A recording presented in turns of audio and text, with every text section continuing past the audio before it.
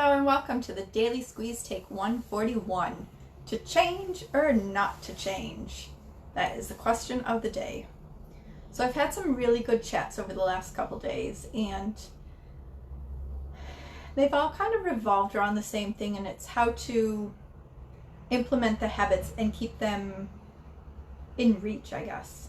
So, we're getting to the end of January, and a lot of people with the new year, they make resolutions or they start again or whatever it may be, but they try to implement some healthier habits. They have a goal in mind, whether it's to, have more sleep, stress less, move more, lose weight, anything like that. But no matter what it is, it takes a habit or a new habit to achieve that. And in forming a new habit takes change. So you may remember when I used to talk a lot about the different weight loss phases, and that's kind of important here because the first phase is as I'm thinking about it, the first phase is to gain. So I always talked about gain phase first because that's kind of when you're in that mindset of just consistency and not really being mindful of what you're doing. You're just going with the flow and making the easy decisions more than the decisions that are going to get you to your goal. So when you're in that state for too long, obviously you start gaining weight or gaining some bad habits or, what have you. So what kind of brings you out of that gain phase and into the second phase, which is loss, is really kind of getting frustrated and overwhelmed with yourself and the choices that you're making because they're not the right choices that you want to be making, and then accepting that what you're doing is wrong, and then accepting that you need to make a change. So changing is obviously, accepting it's a really hard part, but making the change and then making the change consistent is pretty difficult as well. And what's difficult about it is that sometimes people do too much too soon, and it's just not sustainable. It's not that your goal's not achievable. It's, if you're in the gain phase for 2 to 3 months, you can't just jump into the loss phase and within 2 weeks be who it is you want to be and how it is you want to be. It's not realistic. There is no pill to be happy. There is no pill to be healthy. It's whatever works for you. So it's trying new habits. It's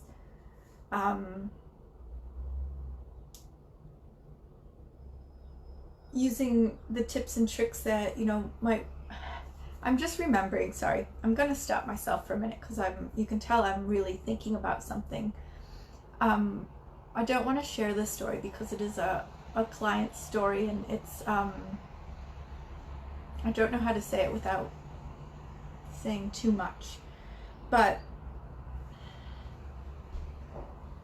I guess the thing to focus on is if you want to make a change, you have to decide what that change is. You have to decide that there might be a few different ways you can go about that change and try them all out.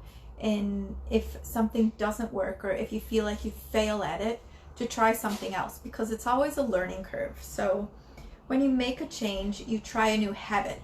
From creating a new habit, once you do it consistently, where you don't really have to think about it enough, it becomes a routine. Like I would say, my journal practice is now routine in the morning. I know to pick up my pad of paper and my pen and just write until I can't write anymore. My movement is still working on a new habit. I'm aiming to do so much. I'm aiming to do so many different things, but because I don't do it every day, it's not something that I'm like, yes, this is routine. It's building that habit. It's creating that change still for me. I hope that makes sense. So in saying that, I guess the biggest thing to do is if you want to if you're at that point where it's kind of the, you know, mid-end of January and everything's not going along as you were expecting it to or hoping it would, because you may have done a little bit too much too soon, or you may have gotten a really good, started to implement a couple really good habits, and then you fell off for some reason, and then, you know, that mindset kicks in of, oh, I'm just going to wait till next Monday, and it's only Tuesday or Wednesday. Like, that's such a waste of the week. We always want to be mindful of what we want to achieve. We want to have it front and center, and the biggest thing you can do is act. Like, make the change, decide to change, accept that you do need change, and really focus on what's going to be the best change for you. I mean, what works for, you know, some of my clients would never work for me, and I've learned new tips and tricks because of what has worked for them, and we've talked it out.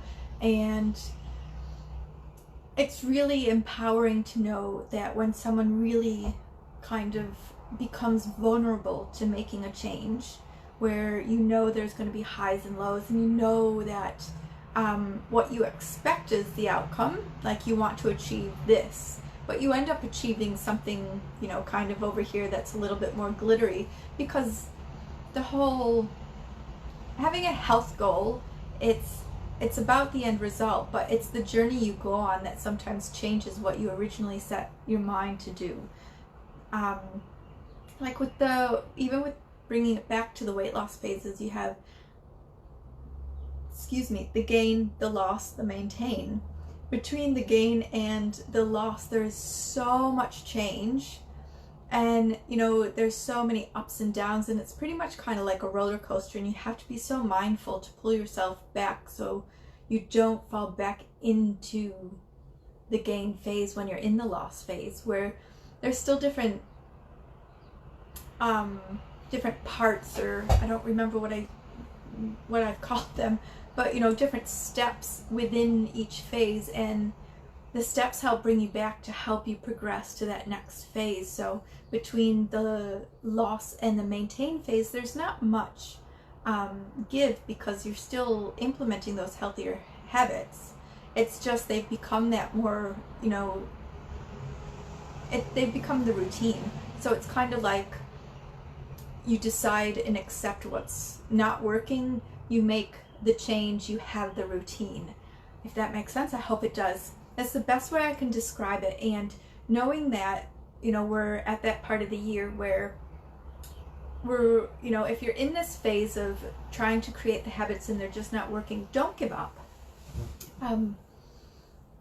Don't just do what you did last year or the year before, you know, whatever the case may be. Make sure that you're still trying and you're still tweaking. I know my morning routine, I love my morning routine, but it does change all the time. It's never been super consistent. Like a few weeks ago, I was juicing every morning, and now that my morning has changed because of some work that I'm doing really, really early, I'm not juicing, and that's fine. I can always bring it in later. I can juice during the day, you know, what have it, but I'm not upset that my ideal routine isn't being done. I'm still implementing everything I need to do. It's just sometimes life throws us curveballs, and with those curveballs we have to be able to navigate. So it's knowing your tells so that you can keep yourself in line and on track.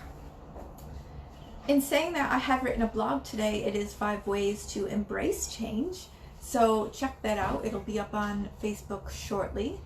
If you have any questions, or if you want to talk, to make a plan so that you can move through the phases of change and be on your health journey to achieve your goals, I'm happy to talk. That is why I'm here. I hope you embrace change. I know it's scary, and I know it takes time, and the patience word is just, it's key.